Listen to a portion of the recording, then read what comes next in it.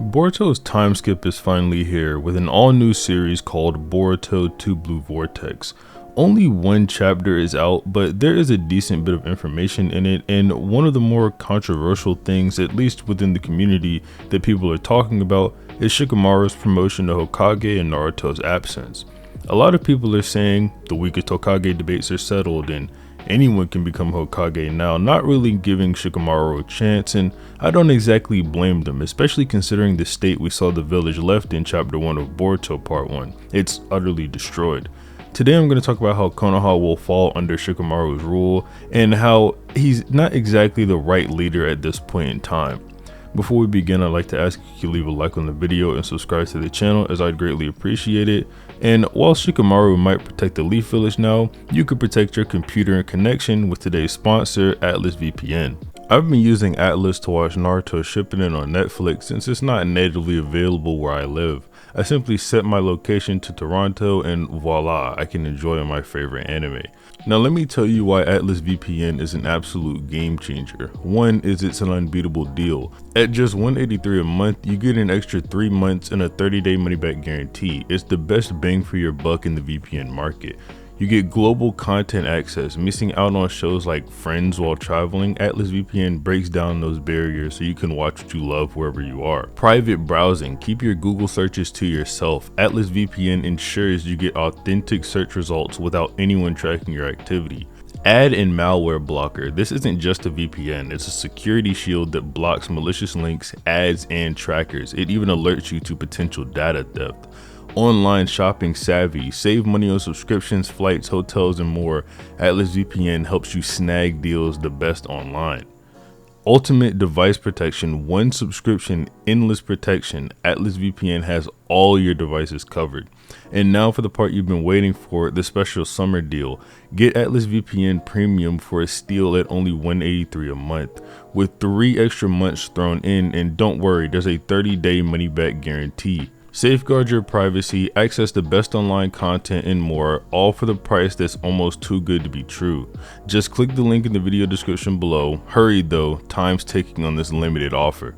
I do want to say before I begin sort of tearing into Shikamaru here, that there is a time and place for a leader, and even though Shikamaru has the potential to be a good Hokage, it's really a lot to do with timing that he's not exactly right for the role here.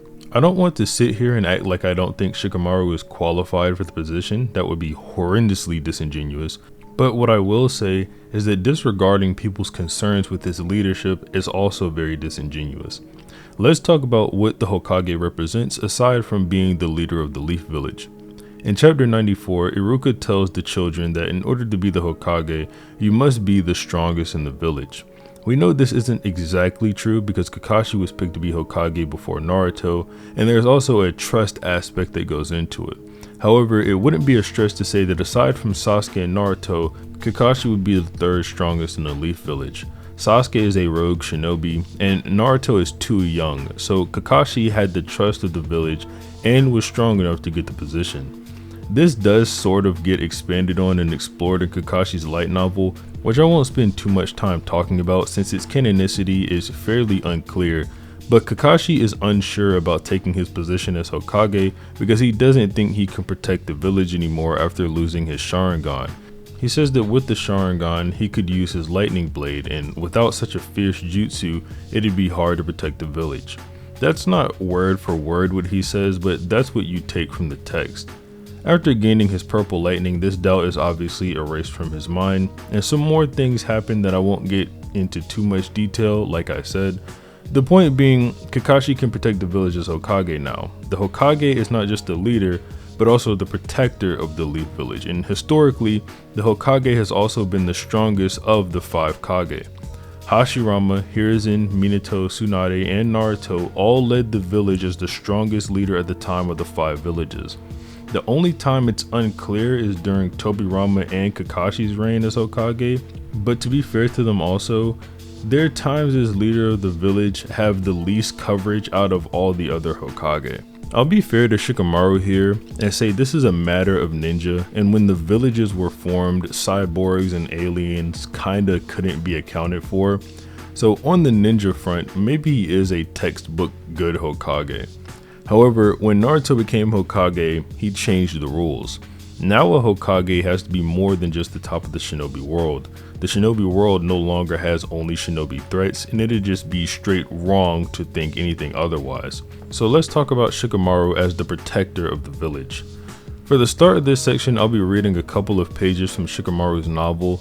If you want to know when that takes place, it's during an off-screen 5 Kage summit that happens after the fight with Momoshiki.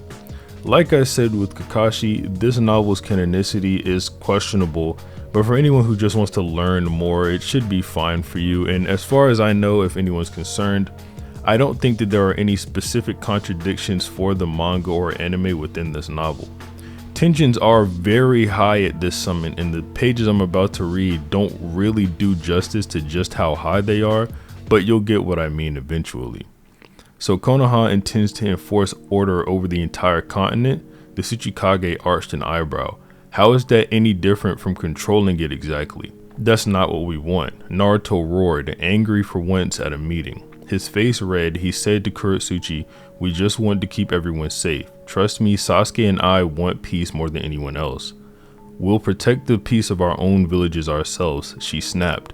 "No one asked you to step up and keep the whole world safe." Chojuro raised his hand. When Naruto nodded silently, the Mizukage pushed his glasses up. Ninja work for their own countries. That's only natural, and indeed it might be ideal for the 5 Kage to join hands together like this. But if we stop fighting, ninja will no longer be ninja. Shikamaru didn't miss the hint of pain bleeding into Chojuro's eyes. The Mizukage was fighting his own true self for the sake of his village. "Perhaps it's about time we stopped pretending to play nice," Chojuro said. The air in the room froze. Everyone gathered there held their breath, picturing in the backs of their minds a future in which the solidarity of the 5 hidden villages had broken down. Now, while the meeting members were held fast by Chojuro's words, Shikamaru wove a sign and released his chakra. The first to cry out was the one closest to him, Naruto. The entire venue was enveloped in Shikamaru's shadow. The 5 Kage and the people who followed them were unable to move much as a finger. Shadow possession jutsu, the first time he'd used it in a conflict in a long time.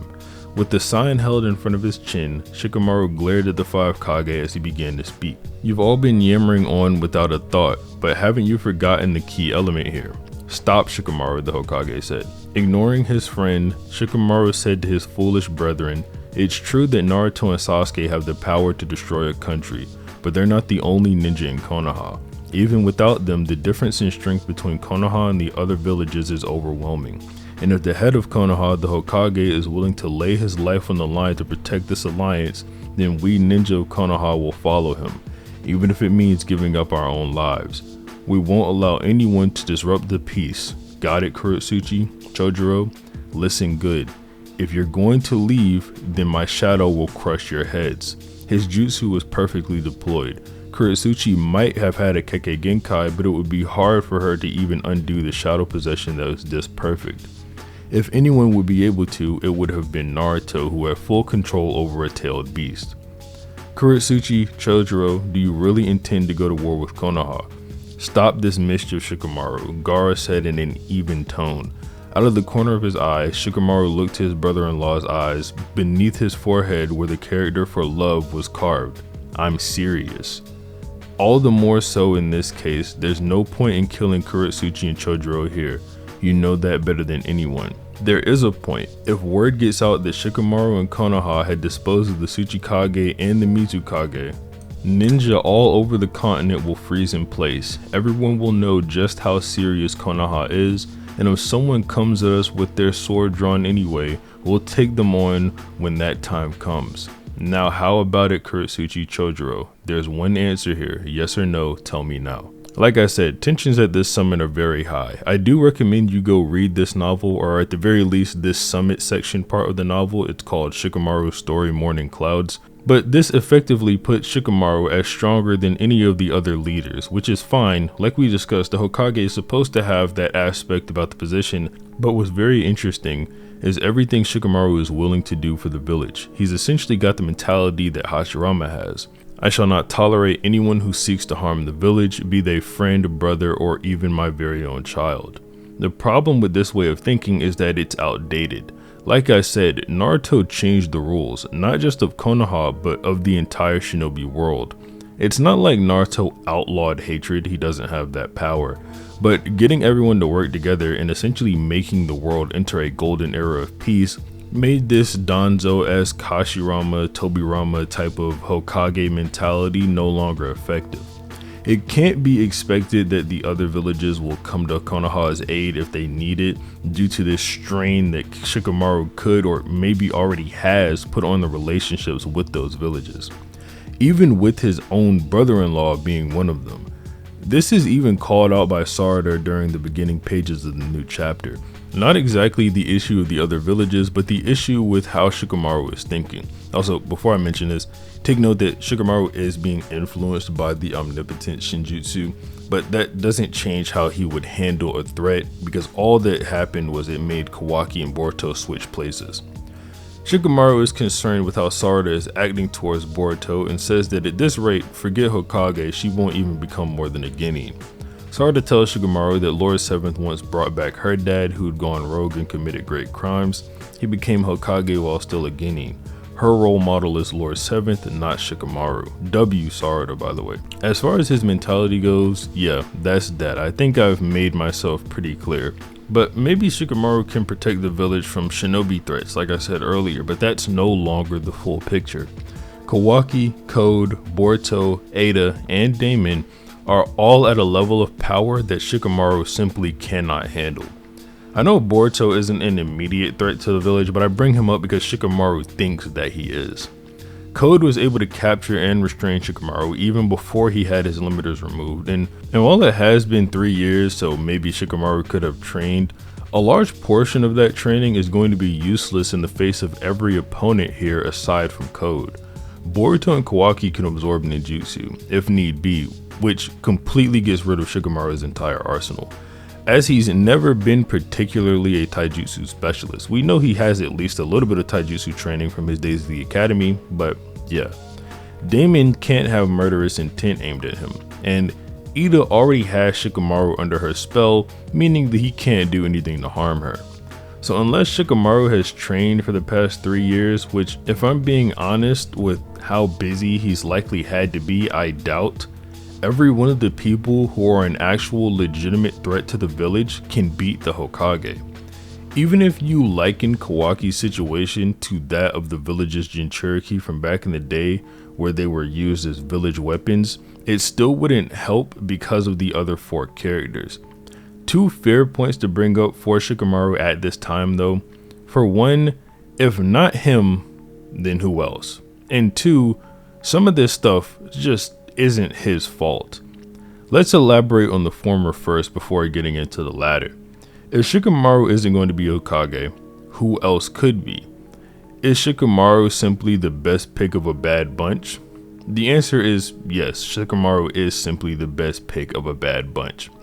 To get into how that's the case, we'll have to answer the first question. If Shikamaru isn't going to be Hokage, who else could be? There's Kakashi, Sarada, Konohamaru, Tsunade, and Shikamaru, obviously. The village regressing to the previous Kage after the passing of the current one is not uncommon. We saw that happen after Minato's death and Hiruzen taking the position back. However, in this situation, things are a bit different, at least in the manga. Kakashi and Tsunade are both yet to be seen at all, and we have no idea where they are, and I doubt the other villagers do either. Even then, they may have heard the news, come back to the village, and then Shikamaru was already appointed Hokage, and it was too late for one of them to take the position back. Or put quite simply, maybe they just did not want to. It's no secret that Kakashi wasn't too excited about being Hokage, and we know that Tsunade gave up her position following the 4th Great Ninja War. So it's not out of this world to assume that the 2 of them don't think it worth their time and find Shikamaru a worthy Hokage. Also, I mean, like, Tsunade is definitely washed up and far too weak to defend the village at this point. Kakashi might be the same, but I just really doubt that Kakashi has fallen off like that. I think it's pretty likely that it was just hard to get a hold of Kakashi and Shikamaru was right there sort of thing. Shikamaru also knows way more about the current situation of the leaf, way more better than Kakashi did anyway. So yeah. Konohamaru is clearly weaker than Shikamaru, and he also just has less experience, and Sarada is still far too young. That leaves Shikamaru, unironically, as the best candidate for Hokage following Naruto's alleged demise.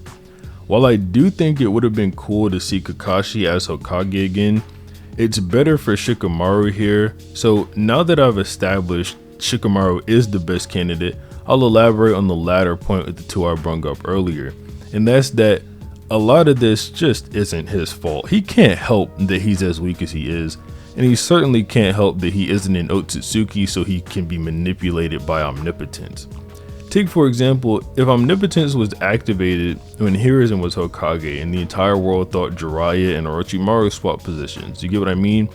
Or if Minato lived and people thought Kakashi and the man who attacked the village switched positions. If Hashirama lives and Tobirama and Madara switched positions. It's a situation that none of the Hokage would have been able to see their way out of. The only one to potentially break this type of jutsu would be Tobirama, who, if he saw Madara and Hashirama swap positions because he hates the Uchiha and one of them couldn't be his brother or something like that. You get what I'm trying to say, but still, the real threat is in the village and Shikamaru has no idea of it whatsoever. And with how we saw things in the future and him not even having a Hokage head on the monument, I think we all know that this is the last Hokage the village will ever see, and Konoha is doomed.